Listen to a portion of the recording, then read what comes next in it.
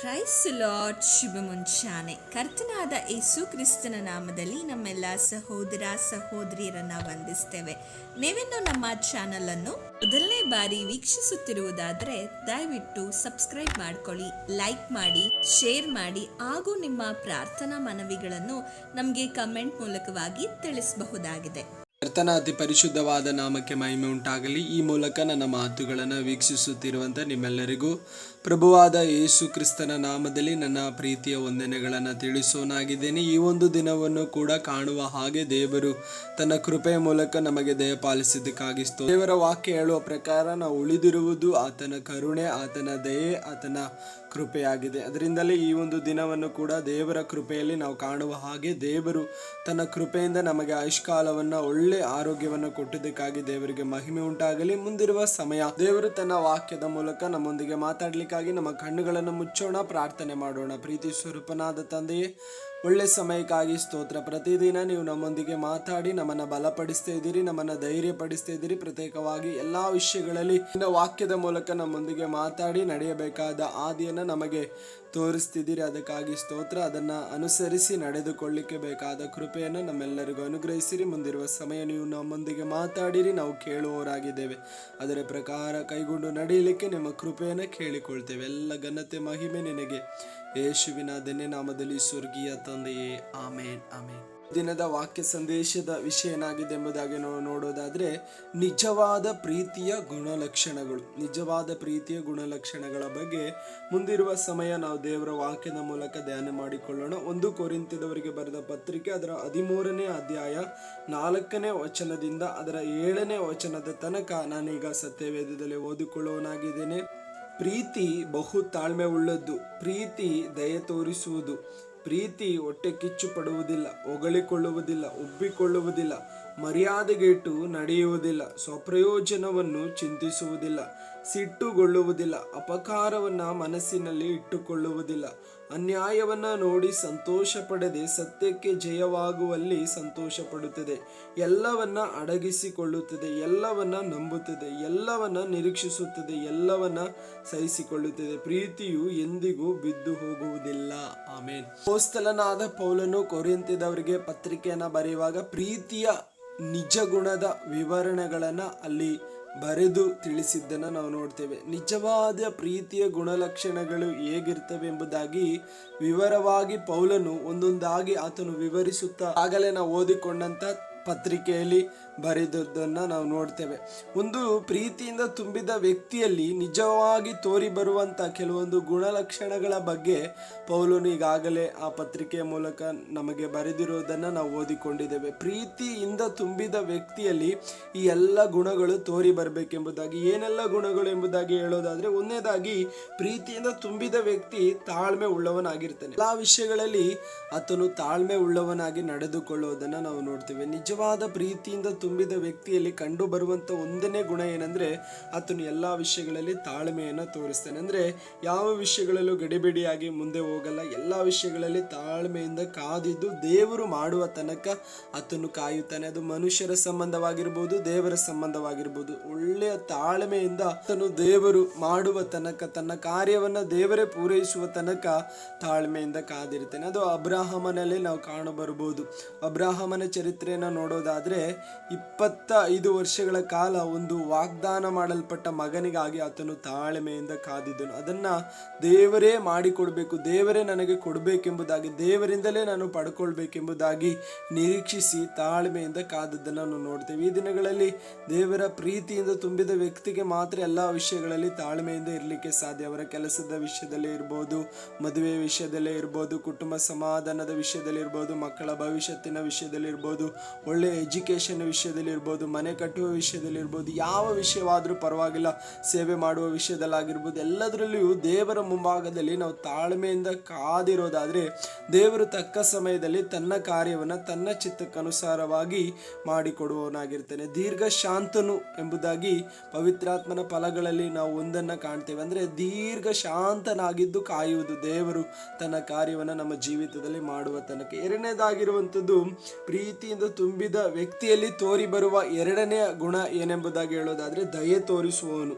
ಈ ಎರಡನೇ ಗುಣದ ಪ್ರತ್ಯೇಕತೆ ಏನಂದ್ರೆ, ಎಲ್ಲ ವಿಷಯಗಳಲ್ಲಿ ದಯೆಯನ್ನು ತೋರಿಸ್ತಾನೆ. ತನ್ನ ಒಬ್ಬನ ಹೃದಯದಲ್ಲಿ ಮಾತ್ರ ಉಳ್ಳವನಾಗಿರುವುದಿಲ್ಲ, ಇತರರಿಗೆ ದಯೆಯನ್ನು ತೋರಿಸುತ್ತಾನೆ. ಮತ್ತೆ ದಯೆಯನ್ನು ತೋರಿಸುತ್ತಲೇ ಇತರರಿಗೆ ಅನೇಕ ಕಾರ್ಯಗಳನ್ನು ಮಾಡಲಿಕ್ಕಾಗಿ ತವಕ ಪಡುತ್ತಾನೆ. ದಯೆ ಅನ್ನುವಂಥದ್ದು ಎಲ್ಲ ಕಾರ್ಯಗಳನ್ನು ಮತ್ತೊಬ್ಬರಿಗೆ ಮಾಡಿಕೊಡುವಂಥದ್ದು. ಪ್ರೀತಿಯಿಂದ ತುಂಬಿದ ವ್ಯಕ್ತಿಯಲ್ಲಿ ಅಥವಾ ನಿಜವಾದ ಪ್ರೀತಿಯಿಂದ ತುಂಬಿದ ವ್ಯಕ್ತಿಯಲ್ಲಿ ಎಲ್ಲರ ಮೇಲೆ ಒಂದು ದಯೆಯನ್ನು ತೋರಿಸುವವನಾಗಿರ್ತಾನೆ. ಎಲ್ಲರ ಮೇಲೆ ದಯೆ ತೋರಿಸುವವನಾಗಿರ್ತಾನೆ. ಯಾರ ಮೇಲೆ?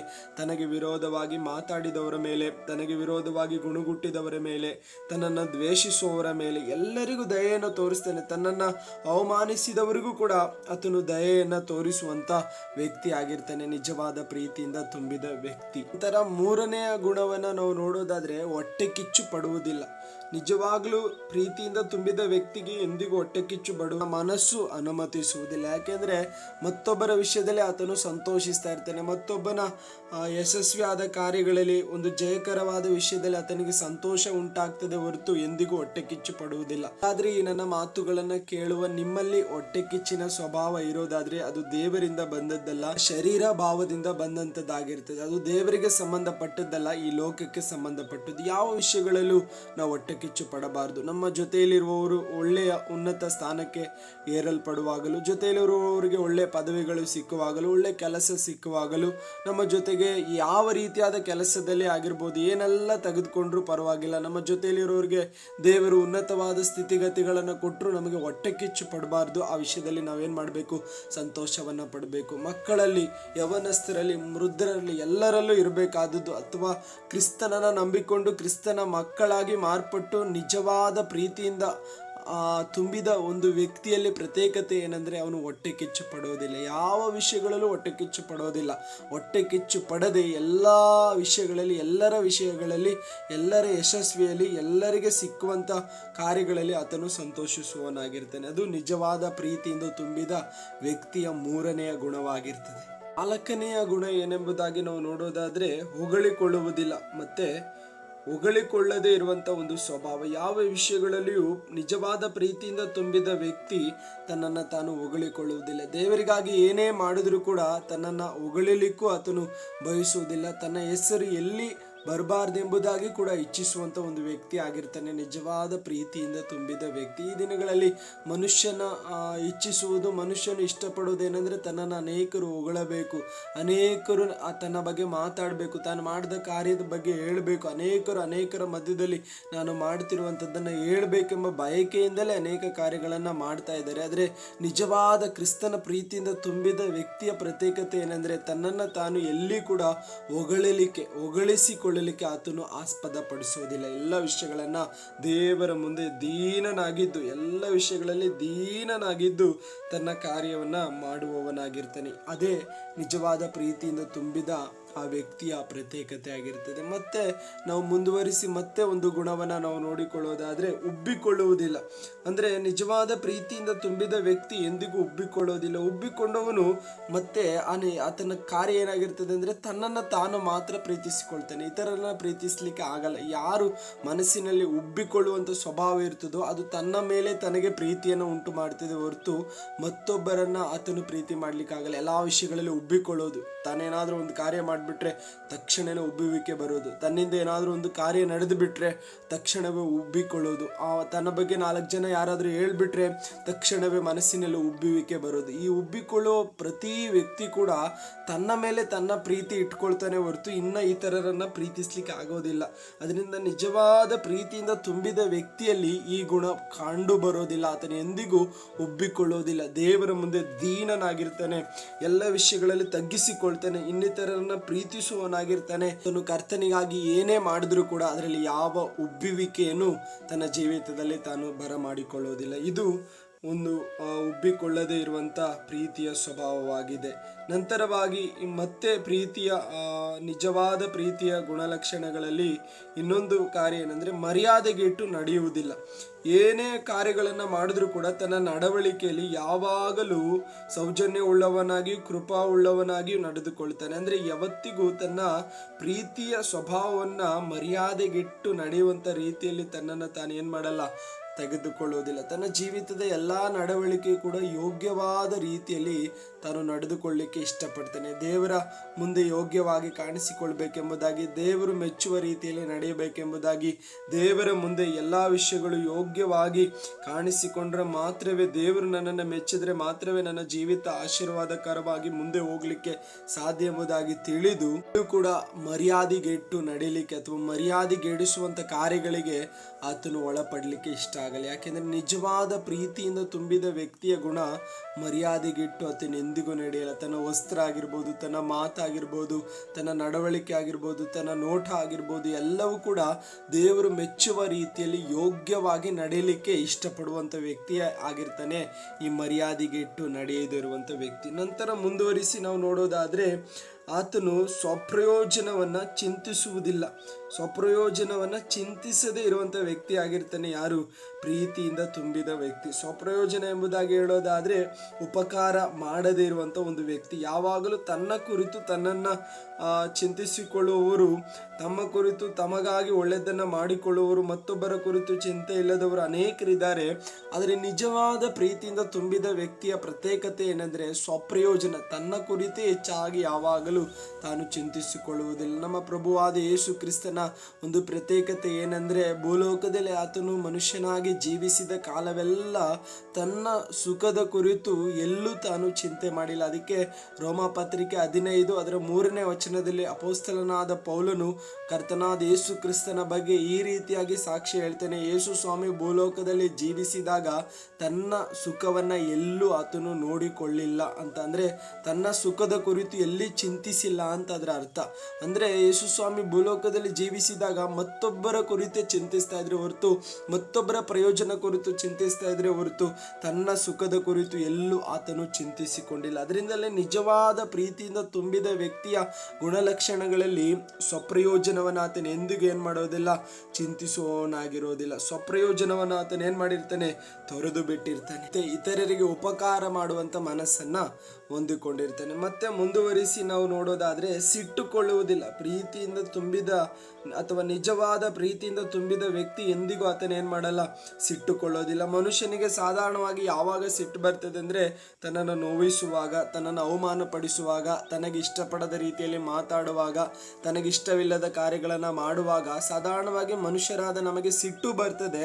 ಆದರೆ ಪ್ರೀತಿಯಿಂದ ತುಂಬಿದ ವ್ಯಕ್ತಿಯಲ್ಲಿ ಎಂದಿಗೂ ಸಿಟ್ಟು ಕೂಡ ಕಾಣಿಸಿಕೊಳ್ಳುವುದಿಲ್ಲ. ಅದೆಲ್ಲವನ್ನ ಆತನು ಸಹಿಸಿಕೊಳ್ತಾನೆ. ನೋವು ಬಂದರೂ ಕೂಡ ಸಹಿಸಿಕೊಳ್ತಾನೆ. ತನ್ನನ್ನು ಅವಮಾನ ಪಡಿಸಿದ್ರು ಕೂಡ ಸಹಿಸಿಕೊಳ್ತಾನೆ. ತನ್ನನ್ನು ನಿಂದಿಸಿದ್ರು ಕೂಡ ಸಹಿಸಿಕೊಳ್ತಾನೆ. ತನಗೆ ಇಷ್ಟೇ ಹಿಂಸೆಯನ್ನ ಪಡಿಸಿದ್ರು ಕೂಡ ಪ್ರೀತಿಯಿಂದ ತುಂಬಿದ ವ್ಯಕ್ತಿ ಅವೆಲ್ಲವುಗಳನ್ನ ಸಹಿಸಿಕೊಂಡು ಎಲ್ಲವನ್ನ ಪ್ರೀತಿಯಿಂದಲೇ ಆತನ ಏನ್ ಮಾಡ್ತಾನೆ, ಮುಂದುವರಿಸಿಕೊಂಡು ಹೋಗುವವನಾಗಿರ್ತಾನೆ. ನಂತರ ಮತ್ತೊಂದು ವಿಷಯವನ್ನ ನಾವು ನೋಡೋದಾದ್ರೆ, ಅಪಕಾರಗಳನ್ನ ಮನಸ್ಸಿನಲ್ಲಿ ಇಟ್ಟುಕೊಳ್ಳುವುದಿಲ್ಲ. ಅಂದ್ರೆ ಪ್ರೀತಿಯಿಂದ ತುಂಬಿರುವಂತ ವ್ಯಕ್ತಿ ತನಗೆ ವಿರೋಧವಾಗಿ ತಪ್ಪು ಮಾಡಿದ ಆ ವಿಷಯಗಳನ್ನ ಆತನು ತನ್ನ ಮನಸ್ಸಿನಲ್ಲಿ ಇಟ್ಟುಕೊಳ್ಳದೆ, ಅನೇಕರು ಆತನಿಗೆ ನೋವುಗಳನ್ನ, ವಿರೋಧತ್ವಗಳನ್ನ ಅನೇಕ ಬಾರಿ ಆತನನ್ನು ಅವಮಾನ ಪಡಿಸಿದ್ರು ಕೂಡ ಯಾವ ಅಪಕಾರವನ್ನು ಕೂಡ ಆತನು ಮನಸ್ಸಿನಲ್ಲಿ ಇಟ್ಟುಕೊಳ್ಳದೆ ನಿಜವಾದ ಪ್ರೀತಿಯಿಂದ ತುಂಬಿದ ವ್ಯಕ್ತಿ ಎಲ್ಲವನ್ನ ಆತನ ಏನ್ ಮಾಡ್ತಾನೆ, ಪ್ರೀತಿಯಿಂದಲೇ ಸಹಿಸಿಕೊಳ್ತಾನೆ, ಪ್ರೀತಿಯಿಂದಲೇ ಕ್ಷಮಿಸುವವನಾಗಿರ್ತಾನೆ. ಆತನಲ್ಲಿ ಕ್ಷಮಿಸುವಂತ ಒಂದು ಗುಣವನ್ನ ಹೊಂದಿಕೊಂಡಿರ್ತಾನೆ. ಏನೇ ಅಪಕಾರಗಳು ತನಗೆ ಉಂಟಾದ್ರು, ಯಾರೇ ಮೋಸ ಮಾಡಿದ್ರು, ಯಾರೇ ಅನ್ಯಾಯ ಮಾಡಿದ್ರು, ಏನೇ ಮಾಡಿದ್ರು ಕೂಡ ತಾನು ಅದನ್ನ ಮನಸ್ಸಿನಲ್ಲಿ ಇಟ್ಟುಕೊಂಡು ಮುಂದುವರಿಸಿಕೊಂಡು ಹೋಗದೆ ಅದನ್ನೇ ಕ್ಷಮಿಸಿ ಅವರ ಮೇಲೆ ಒಂದು ಪ್ರೀತಿಯನ್ನ ಇಟ್ಟು ಅವರ ತಪ್ಪುಗಳನ್ನ ತನ್ನ ವೈರತ್ವವಾಗಿ ಇಟ್ಟುಕೊಳ್ಳದೆ ವರ್ಷಗಳ ಕಾಲ ಅದನ್ನು ಮನಸ್ಸಿನಲ್ಲಿ ಇಟ್ಟುಕೊಂಡು ಅವರ ಮೇಲೆ ದ್ವೇಷವನ್ನು ಇಟ್ಟುಕೊಳ್ಳದೆ ಅದೆಲ್ಲವನ್ನ ಕ್ಷಮಿಸಿ ಬಿಟ್ಟು ಪ್ರೀತಿಯಿಂದ ಮುಂದುವರಿಯುವಂತ ವ್ಯಕ್ತಿ ಆಗಿರ್ತಾನೆ. ನಂತರ ಮುಂದುವರಿಸಿ ನಾವು ನೋಡೋದಾದ್ರೆ, ಅನ್ಯಾಯವನ್ನ ನೋಡಿ ಸಂತೋಷ ಪಡದೆ ಸತ್ಯಕ್ಕೆ ಜಯವಾಗುವಲ್ಲಿ ಸಂತೋಷ ಪಡುತ್ತದೆ ಪ್ರೀತಿ. ಅಂದ್ರೆ ಪ್ರೀತಿಯಿಂದ ತುಂಬಿರುವಂತ ವ್ಯಕ್ತಿಗೆ ಏನಾದ್ರೂ ಅನ್ಯಾಯಗಳನ್ನ ನೋಡೋದಾದ್ರೆ ಅದರಲ್ಲಿ ಸಂತೋಷ ಉಂಟಾಗಲ್ಲ. ಅದಕ್ಕೆ ಬದಲಾದಾಗಿ ಸಂತೋಷ ಪಡೋದು ಯಾವುದರಲ್ಲಿ ಅಂದ್ರೆ ಸತ್ಯಕ್ಕೆ ಜಯವಾಗುವಲ್ಲಿ ಸಂತೋಷ ಪಡೋದು. ಅನೇಕರಿಗೆ ಅನ್ಯಾಯ ಉಂಟಾದಾಗ ಅವ್ರಿಗೆ ಹಾಗೆ ಆಗ್ಬೇಕಾಗಿತ್ತು, ಅದು ಸರಿಯೇ, ಅವ್ರಿಗೆ ಇಂಥದ್ದು ಆದ್ರೇನೆ ಸರಿ ಎಂಬುದಾಗಿ ಅನೇಕರು ಅಂದುಕೊಳ್ತಾರೆ. ಇದು ಪ್ರೀತಿ ಇಲ್ಲದಿರುವಂತ ವ್ಯಕ್ತಿ. ಅನ್ಯಾಯವನ್ನ ನೋಡಿ, ಅಂದ್ರೆ ಯಾರಿಗೆ ಅನ್ಯಾಯವಾದ್ರೂ ಕೂಡ ಪ್ರೀತಿ ಇಲ್ಲದ ವ್ಯಕ್ತಿ ಸಂತೋಷಿಸ್ತಾನೆ, ಆದ್ರೆ ಪ್ರೀತಿ ಇರುವಂತ ವ್ಯಕ್ತಿ ಸಂತೋಷಿಸಲ್ಲ. ಪ್ರೀತಿ ಇರುವಂತ ವ್ಯಕ್ತಿ ಅನ್ಯಾಯವನ್ನ ನೋಡಿ ಸಂತೋಷಿಸಲ್ಲ, ಸತ್ಯಕ್ಕೆ ಜಯವಾಗುವಲ್ಲಿ ಸಂತೋಷಿಸ್ತಾನೆ. ಅಂದ್ರೆ ಇನ್ನಿತರಿಗೆ ಒಳ್ಳೆ ಒಳ್ಳೆಯದನ್ನು ಮಾಡಿ ಕೂಡ ಅವರು ಅವಮಾನವನ್ನು ಹೊಂದುತ್ತಾ ಇದ್ರೆ, ಅವರನ್ನು ಅವಮಾನ ಪಡಿಸ್ತಾ ಇದ್ರೆ, ಅದರಲ್ಲಿ ಪ್ರೀತಿಯಿಂದ ತುಂಬಿರುವ ವ್ಯಕ್ತಿಗೆ ಸಂತೋಷ ಇರಲ್ಲ. ಅಂದರೆ ಒಳ್ಳೆಯದನ್ನು ಮಾಡಿ ಒಳ್ಳೆ ರೀತಿಯಾದ ಒಂದು ಸಾಕ್ಷಿಯನ್ನು ಹೊಂದಿಕೊಂಡು ಅನೇಕರು ಅವರನ್ನು ಮಾನಿಸ್ತಾ ಇರೋದಾದರೆ, ಅವರನ್ನು ಹೊಗಳುತ್ತಿರೋದಾದರೆ, ಅನೇಕರು ಅವರನ್ನು ಪ್ರೀತಿಸ್ತಾ ಇರೋದಾದರೆ ಅದರಲ್ಲಿ ಒಂದು ಸಂತೋಷ ಉಂಟಾಗ್ತದೆ. ಸತ್ಯಕ್ಕೆ ಜಯವಾಗುವಲ್ಲೇ ಒಂದು ಸಂತೋಷವನ್ನು ಕಾಣಲಿಕ್ಕೆ ಸಾಧ್ಯವಾಗ್ತದೆ. ಹಾಗಾದರೆ ಪ್ರೀತಿಯಿಂದ ತುಂಬಿರುವಂಥ ವ್ಯಕ್ತಿಗಳ ಗುಣಲಕ್ಷಣಗಳನ್ನು ಈಗಾಗಲೇ ನಾವು ಏನು ಮಾಡಿದ್ದೇವೆ, ಓದಿಕೊಂಡು ನೋಡಿಕೊಂಡಿದ್ದೇವೆ. ಪ್ರೀತಿ ಏನು ಮಾಡ್ತದೆ, ಎಲ್ಲವನ್ನ ಅಡಗಿಸಿಕೊಳ್ಳುತ್ತದೆ. ಪ್ರೀತಿ ಎಲ್ಲವನ್ನ ಅಡಗಿಸಿಕೊಳ್ತದೆ ಎಂಬುದಾಗಿ ಹೇಳುವಾಗ ಅಂದರೆ ಇತರರ ತಪ್ಪುಗಳ ಕ್ಷಮಿಸಿ ಅದನ್ನು ಅಡಗಿಸಿಕೊಳ್ಳುವಂಥದ್ದಾಗಿರ್ತದೆ ಅಂತ ಹೇಳೋದಾದರೆ, ಅನೇಕ ಬಲಹೀನವಾದ ಕಾರ್ಯಗಳು ಅನೇಕ ವ್ಯಕ್ತಿಗಳಲ್ಲಿ ಕಂಡು ಬರುವಾಗ ಅವರ ಬಲಹೀನತೆಗಳನ್ನು, ಅವರಿಗಿರುವಂಥ ಕೆಲವೊಂದು ಬಲಹೀನವಾದ ಕಾರ್ಯಗಳನ್ನು, ಅವರಿಗಿರುವಂಥ ಕೆಲವೊಂದು ದೋಷಗಳನ್ನು, ಅವರಿಗೆ ಉಂಟಾದಂಥ ಕೆಲವು ಬಲಹೀನವಾದ ತಪ್ಪುಗಳನ್ನು ಎತ್ತಿ ಅವರು ಅನೇಕರ ಮುಂದೆ ಪ್ರಚಾರ ಮಾಡದೆ, ಅನೇಕರಿಗೆ ತಿಳಿಯಪಡಿಸದೆ, ಪ್ರೀತಿಯಿಂದ ತುಂಬಿರುವಂಥ ಅಥವಾ ನಿಜವಾದ ಪ್ರೀತಿಯಿಂದ ತುಂಬಿರುವಂಥ ವ್ಯಕ್ತಿಯ ಗುಣಲಕ್ಷಣ ಏನಾಗಿರ್ತದೆ ಅಂದರೆ ಅವೆಲ್ಲವನ್ನು ಅಡಗಿಸಿಕೊಂಡು ಅವೆಲ್ಲವನ್ನು ಮರೆತು ಪ್ರೀತಿಸುವವನಾಗಿರ್ತಾನೆ. ಅಂದರೆ ಅವರು ಏನೇ ಮಾಡ್ತಾ ಇದ್ರು ಅದೆಲ್ಲವನ್ನು ಅಡಗಿಸಿ ಆತನನ್ನು ಯಥಾರ್ಥವಾದ ರೀತಿಯಲ್ಲಿ ಸಂರಕ್ಷಿಸಿ ಪ್ರೀತಿಸುವವನಾಗಿರ್ತಾನೆ. ಮತ್ತೆ ಮುಂದುವರಿಸಿ ನಾವು ನೋಡೋದಾದರೆ, ಬಲಹೀನವಾದವರನ್ನ ಏನು ಮಾಡ್ತಾರೆ, ಅವರು ಅಡಗಿಸಿಕೊಳ್ತಾರೆ. ತುಂಬ ಬಲಹೀನವಾದ ಅನೇಕ ವ್ಯಕ್ತಿಗಳಿರ್ತಾರೆ, ಅವರನ್ನು ಕೂಡ ಅಡಗಿಸಿಕೊಳ್ತಾರೆ. ಅವರ ದೋಷಗಳಿಂದ ಉಂಟಾದ ಅನೇಕ ಬಲಹೀನತೆಗಳು ಅವರಲ್ಲಿ ಸಂಭವಿಸಿದಾಗಿಯೂ ಅವೆಲ್ಲವನ್ನ ಇನ್ನಿತರರ ಜೊತೆ ಹಂಚಿಕೊಂಡು ಅವರನ್ನು ಅವಮಾನ ಪಡಿಸದೆ, ಅನೇಕ ಕಷ್ಟದಲ್ಲಿ ಹಿಂಸೆಯಲ್ಲಿ ಹಾದು ಹೋಗುವವರನ್ನು ಕೂಡ ನಿಜವಾದ ಪ್ರೀತಿಯಿಂದ ತುಂಬಿರುವಂಥ ವ್ಯಕ್ತಿ ಅಡಗಿಸಿಕೊಳ್ತಾನೆ. ನಂತ ಅಲ್ಪ ಜ್ಞಾನ, ಅಲ್ಪ ಬುದ್ಧಿ, ಮಾತಿನಲ್ಲಿ ಎಲ್ಲದರಲ್ಲೂ ಕಡಿಮೆ ಉಳ್ಳವರನ್ನು ಕೂಡ ಅಡಗಿಸಿಕೊಂಡು ಪ್ರೀತಿ ಉಳ್ಳ ಮನುಷ್ಯನು ಅವರನ್ನು ಕೂಡ ಶ್ರೇಷ್ಠರೆಂಬುದಾಗಿ ಕಾಣುವಂಥವನಾಗಿರ್ತಾನೆ. ನಂತರ ನಾವು ನೋಡೋದಾದರೆ, ಪ್ರೀತಿಯು ಎಲ್ಲವನ್ನ ನಂಬುತ್ತದೆ ಅಂತ ಹೇಳೋದಾದರೆ, ಅನೇಕ ವಿಷಯಗಳನ್ನು ನಂಬಲಿಕ್ಕೆ ಸಾಧ್ಯವಾಗದೇ ಇರುವಂಥ ವ್ಯಕ್ತಿಗಳನ್ನು ಕೂಡ ನಂಬಿ ಅವರಿಂದ ವಂಚನೆ ಉಂಟಾದರೂ, ಅವರಿಂದ ಮೋಸ ಉಂಟಾದರೂ ಕೂಡ ಪ್ರೀತಿಯಿಂದ ತುಂಬಿರುವಂಥ ವ್ಯಕ್ತಿ ಪದೇ ಪದೇ ಅವರನ್ನು ನಂಬುತ್ತಲೇ ಇರ್ತಾನೆ. ಯಾಕೆಂದರೆ ಒಂದಲ್ಲ ಒಂದು ದಿನ ಅವರು ಬದಲಾಗ್ಬೋದು, ಒಂದಲ್ಲ ಒಂದು ದಿನ ಅವರನ್ನು ದೇವರು ಬದಲಾಯಿಸ್ಬೋದು ಎಂಬುದಾಗಿ ಅನೇಕ ವಿಷಯಗಳಲ್ಲಿ ಪ್ರೀತಿಯಿಂದ ತುಂಬಿರುವಂಥ ವ್ಯಕ್ತಿ ನಂಬಿಕೆಯಿಂದಲೇ ಮುಂದುವರಿಯುವನಾಗಿರ್ತಾನೆ. ಅದು ದೇವರ ಮೇಲೆ ಇರುವ ನಂಬಿಕೆ ಆಗಿರ್ಬೋದು. ದೇವರಿಂದ ಏನು ದೊರಕದೆ ಇರುವಾಗಲೂ ಕೂಡ ಪೂರ್ಣವಾಗಿ ಆತನ ಏನು ಮಾಡ್ತಾನೆ, ದೇವರ ವಿಷಯದಲ್ಲಿ ನಂಬಿಕೆಯಿಂದಲೇ ಇರ್ತಾನೆ. ನಂತರವಾಗಿ ನಾವು ನೋಡೋದಾದರೆ, ಎಲ್ಲವನ್ನ ನಂಬುತ್ತದೆ ಪ್ರೀತಿ, ಮತ್ತು ಎಲ್ಲವನ್ನ ನಿರೀಕ್ಷಿಸುತ್ತದೆ. ಪ್ರೀತಿಯಿಂದ ತುಂಬಿರುವಂಥ ವ್ಯಕ್ತಿ ಎಲ್ಲವನ್ನ ನಿರೀಕ್ಷಿಸುವವನಾಗಿರ್ತಾನೆ. ಅಂದರೆ ಎಲ್ಲ ಕಾರ್ಯಗಳನ್ನು ದೇವರಿಂದಲೇ ಆತನು ನಿರೀಕ್ಷಿಸ್ತಾನೆ, ಎಲ್ಲವನ್ನ ಸಹಿಸಿಕೊಳ್ಳುತ್ತದೆ. ಅಂದರೆ ಪ್ರೀತಿಯಿಂದ ತುಂಬಿರುವಂಥ ವ್ಯಕ್ತಿಯಲ್ಲಿ ಏನಿರ್ತದೆ ಅಂದರೆ ಎಲ್ಲವನ್ನ ಸಹಿಸಿಕೊಳ್ಳುವಂಥ ವ್ಯಕ್ತಿ ಆಗಿರ್ತಾನೆ. ತನ್ನ ಪರಿಸ್ಥಿತಿಯಲ್ಲಿ ಏನೆಲ್ಲ ಕಾರ್ಯಗಳು ಉಂಟಾದರೂ ಕೂಡ, ಏನೆಲ್ಲ ಆತನಿಗೆ ಎದುರಾಗಿ ಬಂದರೂ ಕೂಡ, ಏನೆಲ್ಲ ಬೀಳಿಸಲಿಕ್ಕೆ ಅನೇಕ ಕುತಂತ್ರಗಳು ಎದ್ದು ಬಂದರೂ ಕೂಡ ಎಲ್ಲವನ್ನ ಸಹಿಸಿಕೊಳ್ಳುವುದೇ ನಿಜವಾದ ಪ್ರೀತಿಯ ತುಂಬಿರುವಂಥ ಒಂದು ವ್ಯಕ್ತಿಯ ಪ್ರತ್ಯೇಕತೆ ಆಗಿರ್ತದೆ. ಅದರಿಂದ ಕೆಲವೊಂದು ವಿಷಯಗಳನ್ನು ನಾವು ಆಳವಾಗಿ ಪ್ರೀತಿಯ ಗುಣಲಕ್ಷಣಗಳ ಬಗ್ಗೆ ಕಲಿತುಕೊಂಡಿದ್ದೇವೆ. ಅದರಲ್ಲೂ ನಿಜವಾದ ಪ್ರೀತಿಯ ಗುಣಲಕ್ಷಣಗಳ ಬಗ್ಗೆ ಈಗಾಗಲೇ ನಾವು ಒಂದೊಂದಾಗಿ ಧ್ಯಾನ ಮಾಡ್ತಾ ಬಂದಿದ್ದೇವೆ. ಅದರಿಂದ ಲಾಸ್ಟ್ ಪೌಲ ಹೇಳ್ತಾನೆ, ಪ್ರೀತಿಯು ಎಂದಿಗೂ ಬಿದ್ದು ಹೋಗುವುದಿಲ್ಲ. ಈ ರೀತಿಯಾಗಿ ಪ್ರೀತಿಯಿಂದ ತುಂಬಿದ ವ್ಯಕ್ತಿ ಎಂದಿಗೂ ಬಿದ್ದು ಹೋಗುವುದಿಲ್ಲ. ಪ್ರಿಯರೇ, ಅನೇಕರು ಈ ಕಾಲಘಟ್ಟಗಳಲ್ಲಿ ಬಿದ್ದು ಹೋಗ್ತಾ ಇದ್ದಾರೆ, ಅನೇಕರು ಅನೇಕ ವಿಷಯಗಳಲ್ಲಿ ಬಿದ್ದು ಹಿಂದೆ ಹೋಗ್ತಾ ಇದ್ದಾರೆ. ಆದರೆ ಪ್ರೀತಿಯಿಂದ, ನಿಜವಾದ ಪ್ರೀತಿಯ ಗುಣಲಕ್ಷಣಗಳಿಂದ ತುಂಬಿದ ವ್ಯಕ್ತಿ ಎಂದಿಗೂ ಬಿದ್ದು ಹೋಗುವುದಿಲ್ಲ. ಎಲ್ಲ ವಿಷಯಗಳಲ್ಲಿ ಆತನು ಜಯವನ್ನು ಹೊಂದಿ ಮುಂದೆ ಹೋಗುವವನಾಗಿರ್ತಾನೆ. ಆ ವ್ಯಕ್ತಿ ನೀವು ಆಗೋಣ. ನಿಜವಾದ ಪ್ರೀತಿಯಿಂದ ನಾವು ತುಂಬೋಣ. ಅನೇಕರ ವಿಷಯದಲ್ಲಿ ನಾವು ಪ್ರೀತಿಯನ್ನು ತೋರಿಸೋಣ. ಅನೇಕರ ವಿಷಯದಲ್ಲಿ ನಾವು ಪ್ರೀತಿ ಉಳ್ಳವರಾಗಿ ಮಾರ್ಪಡೋಣ. ಪ್ರೀತಿ ಅನ್ನುವಂಥದ್ದು ಬರೀ ಬಾಯಿ ಮಾತಿನಿಂದಲೋ, ಬಾಯಿ ಉಪಚಾರದಿಂದಲೋ ಬರುವಂಥದ್ದಲ್ಲ, ಸತ್ಯದಲ್ಲಿಯೂ ಕೃತ್ಯದಲ್ಲಿಯೂ ತೋರಿ ಬರುವಂಥದ್ದೇ ಆಗಿರ್ತದೆ. ಅದರ ಕುರಿತು ಈಗ ನಾವು ಒಂದೊಂದಾಗಿ ಧ್ಯಾನಿಸಿದ್ದೇವೆ. ಬಾಯಿಯಲ್ಲಿ ಪ್ರೀತಿ ಮಾಡುವವರು ಅನೇಕರಿದ್ದಾರೆ, ಆದರೆ ನಮ್ಮ ಪ್ರಭುವಾದ ಯೇಸು ಸ್ವಾಮಿ ನಮ್ಮ ಮೇಲೆ ಪ್ರೀತಿ ತೋರಿಸಿದ್ದು ಬಾಯಿ ಮಾತಿನಿಂದಲ್ಲ, ತನ್ನ ಪ್ರಾಣವನ್ನೇ ಕೊಟ್ಟು ನಮ್ಮನ್ನು ಪ್ರೀತಿಸಿ ಆತನ ಪ್ರೀತಿಯನ್ನು ತೋರಿಸಿದ್ದಾರೆ. ಅದರಿಂದ ನಾವು ಕೂಡ ನಮ್ಮ ಪ್ರೀತಿಯನ್ನು ತೋರಿಸಬೇಕಾದ್ರೆ ಕೆಲವೊಂದು ತ್ಯಾಗವನ್ನು ನಾವು ಮಾಡೋದಾದ್ರೇ ಕರ್ತನ ಪ್ರೀತಿಯನ್ನು ಇನ್ನಿತರರಿಗೆ ತೋರಿಸಲಿಕ್ಕೆ ಸಾಧ್ಯ. ಅದರಿಂದ ನಿಜವಾದ ಪ್ರೀತಿಯ ಗುಣಲಕ್ಷಣಗಳಿಂದ ತುಂಬಲ್ಪಟ್ಟು ನಾವು ಅನೇಕರ ಮನಸ್ಸನ್ನು ಸ್ಪರ್ಶಿಸುವವರಾಗಿ ಮಾರ್ಪಡೋಣ. ಕಣ್ಣುಗಳನ್ನು ಮುಚ್ಚೋಣ. ಈ ಪ್ರೀತಿಯಿಂದ ದೇವರೇ ನನ್ನನ್ನು ತುಂಬಿಸಿ ಎಂಬುದಾಗಿ ಪ್ರಾರ್ಥನೆ ಮಾಡೋಣ. ಪ್ರೀತಿ ಸ್ವರೂಪನಾದ ತಂದೆ, ಒಳ್ಳೆಯ ಸಮಯಕ್ಕಾಗಿ ಸ್ತೋತ್ರ. ಈಗಾಗಲೇ ಕೇಳಲ್ಪಟ್ಟ ಆ ಪ್ರೀತಿಯ ಗುಣಲಕ್ಷಣಗಳಿಂದ ನನ್ನನ್ನು ತುಂಬಿಸು ಅಪ್ಪ. ನಾನು ಪ್ರೀತಿಯಿಂದ ತುಂಬಿದ ಒಂದು ವ್ಯಕ್ತಿಯಾಗಿ ಮಾರ್ಪಡಬೇಕು. ನನ್ನಲ್ಲಿ ಸಿಟ್ಟಿದೆ, ನನ್ನಲ್ಲಿ ಹೊಟ್ಟೆ ಕಿಚ್ಚಿದೆ, ನನ್ನಲ್ಲಿ ಕೋಪ ಇದೆ, ನನ್ನಲ್ಲಿ ಅನೇಕರ ಮೇಲೆ ದ್ವೇಷ ಇದೆ, ಅನೇಕರನ್ನು ಸಹಿಸಿಕೊಳ್ತಾ ಇಲ್ಲ, ಅನೇಕರ ತಪ್ಪುಗಳನ್ನು ನಾನು ಅಡಗಿಸುತ್ತಾ ಇಲ್ಲ. ಇವೆಲ್ಲ ಕಾರ್ಯಗಳು ನನ್ನನ್ನು ಪ್ರೀತಿಯಿಂದ ಅಗಲಿಸ್ತಾ ಇದೆ. ಅದರಿಂದ ಇದೆಲ್ಲದರ ಮೇಲೆ ನಾನು ಜಯ ಹೊಂದಬೇಕಾದ್ರೆ ನನ್ನನ್ನು ಪ್ರೀತಿಯಿಂದ ತುಂಬಿಸು. ನಿಜವಾದ ಪ್ರೀತಿಯ ಗುಣಲಕ್ಷಣಗಳಿಂದ ನನ್ನನ್ನು ತುಂಬಿಸಿ ನನ್ನ ಬಲಪಡಿಸು. ಇವೆಲ್ಲ ಬಲಹೀನತೆಗಳ ಮೇಲೆ ನಾನು ಜಯವನ್ನು ಹೊಂದಲಿಕ್ಕಾಗಿ ಈ ದಿನವೇ, ಈ ಕ್ಷಣವೇ ನನ್ನನ್ನು ನಿಜವಾದ ಪ್ರೀತಿಯ ಗುಣಲಕ್ಷಣಗಳಿಂದ ತುಂಬಿಸಿ ನನ್ನನ್ನು ಮುನ್ನಡೆಸಿ ಎಂಬುದಾಗಿ ಪರಲೋಕದಲ್ಲಿರುವ ತಂದೆಯೇ ನಾನು ನಿನ್ನನ್ನು ಕೇಳಿಕೊಳ್ಳುವನಾಗಿದ್ದೇನೆ. ಹಾಗೆ ದೇವರೇ, ಕೇಳಿಕೊಂಡ ಎಲ್ಲ ನಿನ್ನ ಮಕ್ಕಳಿಗೆ ನಿಜವಾದ ಪ್ರೀತಿಯ ಗುಣಲಕ್ಷಣಗಳಿಂದ ತುಂಬಿಸಿ ಅವರಿಗೆ ಬೇಕಾದ ಎಲ್ಲ ಮಾರ್ಗದರ್ಶನವನ್ನು ನೀನೇ ಕೊಟ್ಟು ನಡೆಸು. ಎಲ್ಲ ಘನತೆ ಮಹಿಮೆ ನಿನಗೆ, ಯೇಸುವಿನ ನಾಮದಲ್ಲಿ ತಂದೆಯೇ, ಆಮೇನ್. ಈ ವಾಕ್ಯದ ಮೂಲಕ ದೇವರು ನಿಮ್ಮನ್ನು ಆಶೀರ್ವದಿಸಲಿ. ಮುಂದಿರುವ ಸಮಯ ಈ ವಾಕ್ಯಗಳು ನಿಮ್ಮ ಹೃದಯವನ್ನು ಸ್ಪರ್ಶಿಸಿರುವುದಾದರೆ ಇನ್ನೂ ಅನೇಕರು ಕ್ರಿಸ್ತನ ಪ್ರೀತಿಯನ್ನು, ನಿಜವಾದ ಪ್ರೀತಿಯ ಗುಣಲಕ್ಷಣಗಳನ್ನು ಅರಿತುಕೊಂಡು ಅವರು ಕೂಡ ಈ ಪ್ರೀತಿಯಲ್ಲಿ ಜೀವಿಸಲಿಕ್ಕೂ, ಈ ಪ್ರೀತಿಯ ಗುಣಲಕ್ಷಣಗಳನ್ನು ತೋರ್ಪಡಿಸಲಿಕ್ಕೂ ದೇವರು ಸಹಾಯ ಮಾಡುವ ಹಾಗೆ ಅವರಿಗೂ ಕೂಡ ಈ ವಿಡಿಯೋವನ್ನು ಕಳಿಸಿಕೊಡಿರಿ. ಅವರಿಗೂ ಕೂಡ ಪ್ರಯೋಜನವಾಗಿ ಮಾರ್ಪಡಲಿ. ಮತ್ತು ನಿಮಗೆ ಯಾವುದಾದ್ರೂ ಪ್ರಾರ್ಥನಾ ಮನವಿಗಳಿರೋದಾದರೆ ಕೆಳಗೆ ಕೊಟ್ಟಿರುವ ನಂಬರ್ಗೆ ನೀವು ಸಂಪರ್ಕ ಮಾಡೋದಾದರೆ ನಾವು ನಿಮಗೋಸ್ಕರ ಪ್ರಾರ್ಥಿಸ್ತೇವೆ. ನಂತರವಾಗಿ ನಮ್ಮ ಪ್ರತಿದಿನದ ಕೂಟಗಳಿಗೆ ನೀವು ಜಾಯ್ನ್ ಆಗಬೇಕಾದ್ರೆ ಕೆಳಗೆ ಕೊಟ್ಟಿರುವ ಲಿಂಕಲ್ಲಿ ನೀವು ವಾಟ್ಸಪ್ ಗ್ರೂಪ್ಗೆ ಬರೋದಾದರೆ ಅಲ್ಲಿ ನಿಮಗೆ ಲಿಂಕ್ ಸಿಗ್ತದೆ. ಮತ್ತು ಪ್ರತಿದಿನ ನಡೆಯುವಂಥ ಮೀಟಿಂಗ್ಗಳಿಗೂ ಕೂಡ ನೀವು ಜಾಯ್ನ್ ಆಗ್ಬೋದು. God bless you. ದೇವ್ರು ನಿಮ್ಮೆಲ್ಲರನ್ನು ಆಶೀರ್ವದಿಸಲಿ. Praise the Lord. ಆಮೇನ್.